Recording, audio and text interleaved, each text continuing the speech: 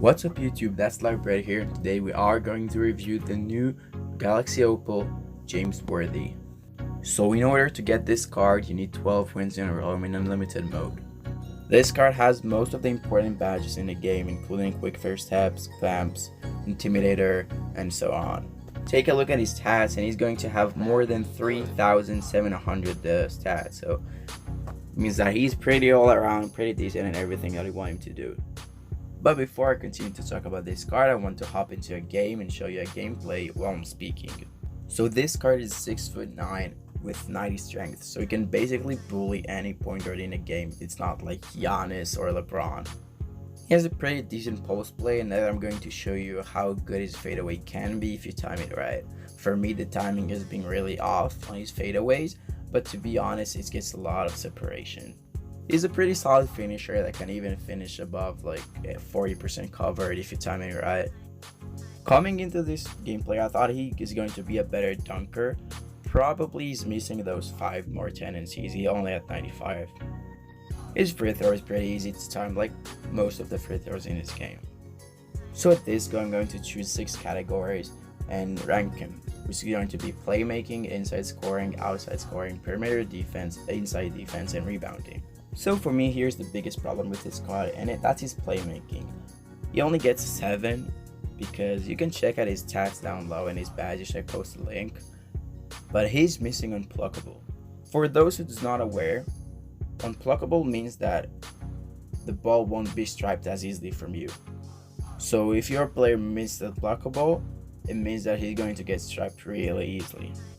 This card also missing some really important badges other than unpluckable, which is basically tight handles and handles for days. To be honest, this card might have the Hall of Fame quick first step, but with only 87 speed with ball, it's not like it can actually go past good defenders with this card. So inside defense, this card gets the 8. He's 6'9", pretty strong, can basically defend the 1 through 4, and they'll make it a little bit more difficult for the 5 with the post move lockdown. If you're the type of guy that plays switch defense, so he's going to be lethal for you because he can really make it difficult for any player in the game at the post or in the perimeter. So this card has 8 in perimeter defense, mostly because he's missing the Hall of Fame. Well, basically doesn't even have it at gold pickpocket, and that's a big thing for me. He does have intimidator, which is cool. They can be both inside and outside. He has the clamps, but he's not as fast as you think he'd be. And while he's not like the worst defender, he's really not a clamp god type of card. Also, the Hall of Fame clamps really means a lot when it comes to this game. This card has 9 in inside defense, mostly thanks to his post game and all around inside scoring. He can make layups, post moves, and dunks, so basically he can really surprise you at the rim. He's not a 10 mostly because he's missing the Hall of Fame fancy footwork and the 5 more tendency points. It might sound just a little bit, but he can make a big difference in a game.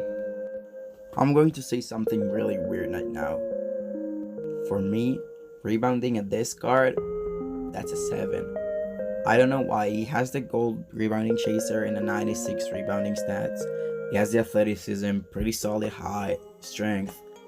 But for some reason, I really don't know why, it just feels really off on this rebound.